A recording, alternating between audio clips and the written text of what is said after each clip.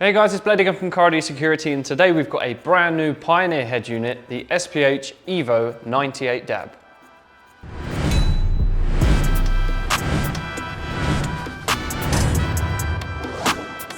So the SPH-EVO98DAB, what have we got here? So this is a brand new floating 9-inch screen from Pioneer.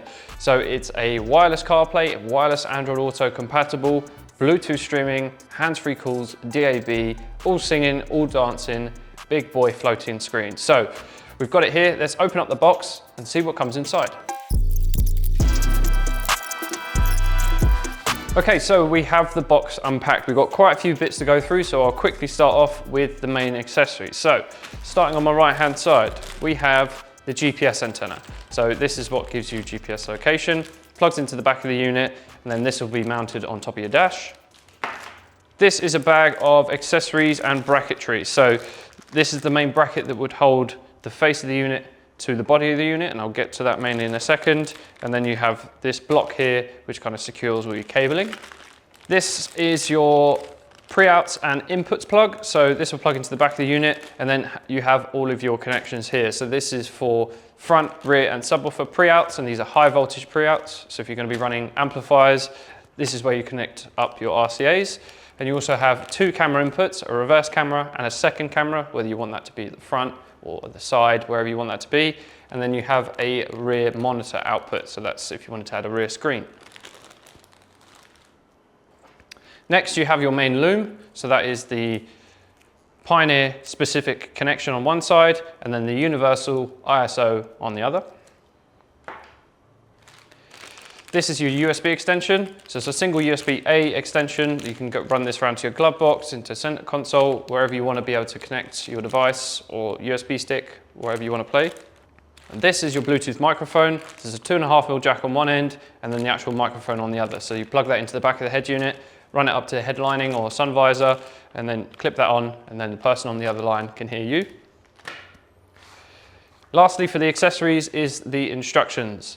Seems pretty boring. Everyone's going to probably chuck it in the bin, but very, very important to keep this handy. If you do get stuck with anything, or you're not quite sure, all the information is going to be in here. And then you have the unit itself, which is in two pieces. So first part is the screen. So this is your 9-inch capacitive screen that comes with the unit. So as this is a floating screen, it mounts to the body of the stereo. So you can have it essentially mounted like this. So you can have it top DIN chassis or a bottom DIN chassis, if you want it whichever way you can. It's a very slimline design, so you can actually push this all the way back and have it mounted almost flush to your fascia, depending on your application. And then the little runners that you can adjust the height and everything will sit inside these little kind of felt covers here that cover up that. It sits it nice and neat, and that just locks on. And then this is the main body and brain of the unit. These are the main leads that connect to the back of the screen itself. That gives it power and image. As you can see, it's a full-size single DIN chassis. You get the cage with it as well. And then on the back of the unit, you've got all of your main connections. So starting this side, you've got your FM input, you've got your GPS input, and your DAB input. This is your info plug. To be honest, you're not really going to use this unless you're outside of the EU. You may use a special adapter for that. This is your pre-outs and inputs plug. That's your microphone input. You've got this nice big fan on the back of the unit to keep the unit cool. And then you've got your USB, your main power loom, and your steering wheel control input. So with the harness, you will use an adapter most of the time for your vehicle. So that will plug into here, and then your adapter will plug into the universal ISO socket. And then for your steering wheel controls, it's the 3.5mm jack that plugs into there. Okay, now we do have a vehicle downstairs ready for this to be installed. So we're going to go more in depth with the actual back end of the unit, show you how it all works. But for the main specs, like I said, you've got Apple CarPlay and Android Auto, and they are both wireless with this unit. It's a 9-inch LCD capacitive touchscreen. You've got 3 pre-outs on the back, front, rear, and subwoofer at high voltage. And you have a split screen setup, which is a new design for the Pioneer stereos, again, which we'll show in a second. So I think it's ready to take this downstairs, install it into the vehicle, and go more in depth with this unit. Okay, so it's been a couple of days. I've got the technicians to install it into a vehicle. Now, we've not just used any vehicle, we've used Blayde. This is our Mark 7 Golf bass demo car. This has got a serious install in it, 215s in the back, loads of speakers in the doors, running crazy amount of power. So the reason why we use this car is because the fitting kits for this vehicle were discontinued. There was no upgrade alternative for this car, so we were running the stock head unit. And now Pioneer have an alternative. So let's take a look.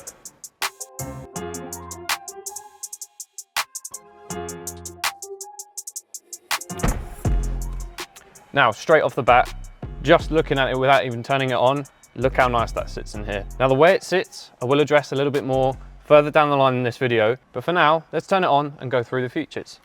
Cool, so you've got the Pioneer splash screen that comes up. It takes about 10 to 15 seconds to boot up, so not too long of a wait.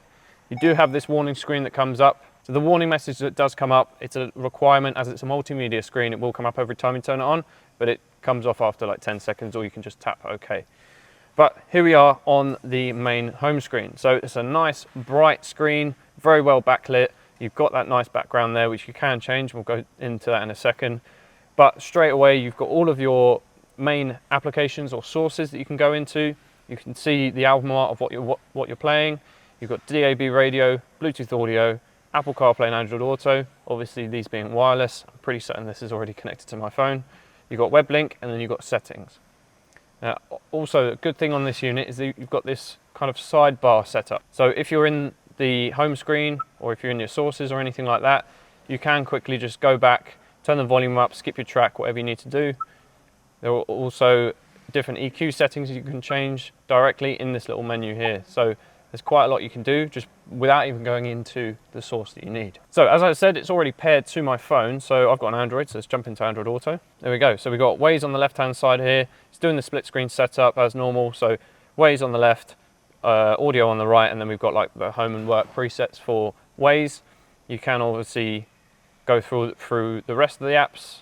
You can use Google Maps, Waze, other navigation apps. Same with music apps, Spotify, Tidal, whatever you need to use there. And you can do it as a full screen setup, like that. Same with the music. And then you've also got your messages as well. So text messages, WhatsApp, everything like that will come through here. Now you won't be able to type out your messages, but you can use a voice command. It does come with a microphone, which is just fitted up here. And you can basically use Google or Siri to activate voice messages. Now on the left-hand side here, you've got all of your buttons as such. They're like touch control buttons. So the main one in the middle here is your home button. So you can tap on that, that gets you back to home. Volume up and down on the side there. You've got this, which switches between your sources, so you can jump back into Android Auto or Apple CarPlay. This will activate your Google or Siri. There you go, you can see it's recognizing my voice there. Who do you want to... Shush. And then this will jump into phone calls. So if we go into DAB radio, I can show you how that works. So at the moment there's no signal because we are in the workshop. We never get DAB signal in the workshop. But what you can do is you can go into the list here. And you can scroll through all of the different stations you like. And let's say we want Capital Dance. So that will then load in. And then what you do is you press and hold preset 1. And that will save that. That's preset 1. You can open it up and that will be over here. And you have 3 versions of the DAB. So if you want, I think it's up to 15 or 16 different presets you can have. There's plenty there to work with. You can also use this button as a seek to go through different stations. The other thing to remember is if you're finding that the DAB signal is pretty poor in a certain area, if you've driven to Cornwall or something like that, you can also research the stations, because what will happen is you'll find the reception is going to be very, very poor if you don't do this. What you do is you just press and hold this, and what that will do is it will research the nearest masts to give you the best signal. Now Bluetooth audio is pretty self-explanatory. Connect your phone up, pair via Bluetooth, and then you'll have your phone calls and your music, but this is Bluetooth audio, so that will show you what you're playing, and you can skip through and do what you need to there. Now other sources, you've got normal FM radio. So this is, again, pretty self-explanatory. You can seek. If you tap it, it will go by in 0.5 variants for the frequency. You can press and hold and it will seek to the nearest good reception station. You've got FM 1, 2 and 3, and then medium wave you've got there as well. USB connection, obviously this unit comes with a USB. You can put that in the glove box or wherever you need to. We've reused it in the center console with a custom USB retention, so I've got my little USB stick for my music there. Auxiliary, there is an aux on the back of the unit. I mean, not many people are going to be using aux nowadays, but it has that function if you need to use it.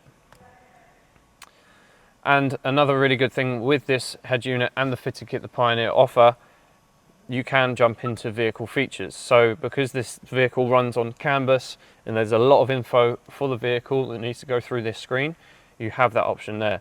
So it shows you your tyre pressure sensors, they're showing they're all good there. Shows me my chassis number if I need to know that. You've got your climate control and your parking sensors already on that screen there. And also if you do put it into reverse, it automatically comes up with that parking assist and your sensors are working, they're beeping away. Now, to address how it sits. This head unit with the Pioneer fitting kit will not sit like this. Now, the way it's designed is it's a floating screen, so it will sit floating on the dash. So it will probably sit to about here with a bezel that sits at the back there. And it's a singled in body. You get the frame that sits behind there as well. Now, what we've done to flush it into the dash, which is something we can do, is we've used a different fascia which we've modified and then flushed that unit in there. Now, because this is a modular stereo, which means that the face and the body can be separated and connected via like a DIN connection, you can actually move the body of the stereo around inside the dash, which means you're not limited to the depth of the unit. So what we've done is we've flushed this in and we've moved the actual body of the stereo back further inside the dash. If you're looking to have this installed as we have done it here, please get in contact. It's not something you can purchase off the shelf. This is a full custom job where we've trimmed this fascia, we've painted it and made it look a factory fit. So please get in contact if you want something like this. Otherwise, if you buy the Pioneer fitting kit, it will be sitting floating on the dash. So as mentioned, both the Apple CarPlay and Android Auto are both wireless. It's already connected to my phone without me needing to do anything. Obviously, I have already paired it, the initial pair up. So I will show you that process very quickly. Okay, so essentially the process of pairing your device for CarPlay or Android Auto is the same process. So I'll show you on my Android phone. So essentially all you need to do is open up the Bluetooth settings on your phone, like I have here. Scroll to the bottom for the available devices, and then you should find the part number of the stereo. So in this case, it's the SPH-EVO98DAB. So we're going to tap on that. That's going to attempt to pair. There we go. Would you like to pair? Yes, please. Accept that prompt. There you go. So start Android Auto now. Yes.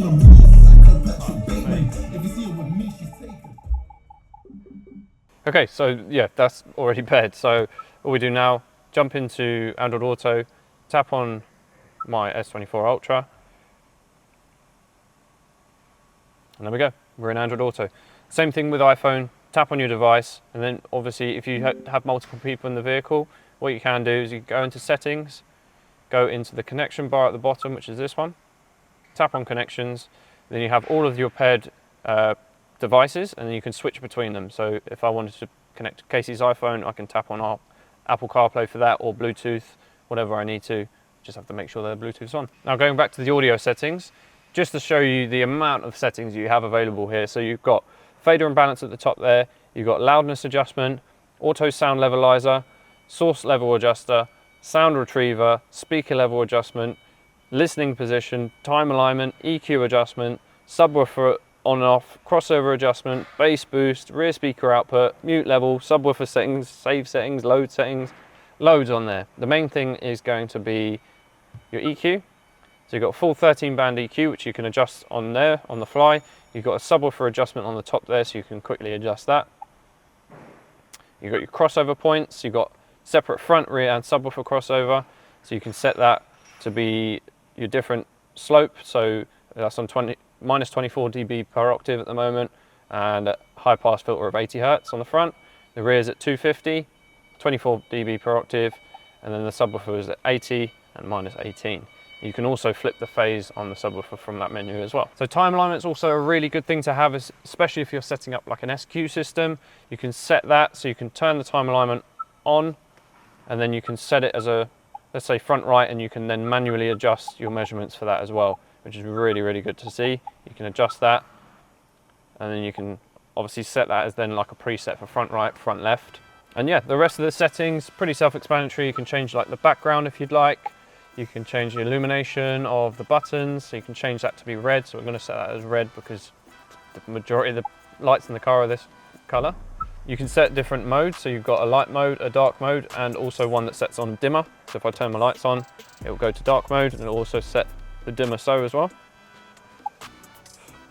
And then you can change the splash screen. If you import one on a USB stick, you can change the splash screen to essentially whatever you need to. Probably contact Pioneer regarding that to make sure you can get the right file. And then you've got your main system settings. You can adjust all of the different settings in here. There's plenty to go through. I'm not going to spend ages going through them now, but the main thing is you've got all of the adjustments there to adjust. And then the last thing is you can set favorites.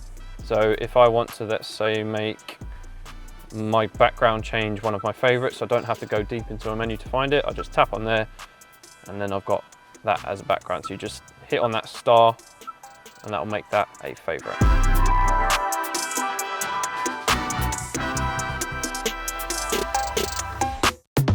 Okay, so that was a quick run through of the features of the SPH-EVO98DAB. Now, this is available on our website at caraudisecurity.com. It's currently priced at $699.99, which I think for this spec unit with this style screen, it's pretty competitive and very well priced. Now, obviously, if you do have a Mark 7, Mark 7.5 Golf, Pioneer do offer a fitting kit for that, which will also be linked in the description below. And obviously, if you wanted us to fit that for you and make it sit flush like what we have done here, please comment on the video or drop us an email and we can give you a quote for that as well. And obviously, bear in mind, this is not just for Mark 7, 7.5 or Volkswagen or anything like that in particular. It's a completely universal unit. It's a single DIN body, so you can fit it into almost anything. Okay, so that's it from me. I hope you've enjoyed this video. Make sure you like, share and subscribe, and I will see you in the next one. Bye.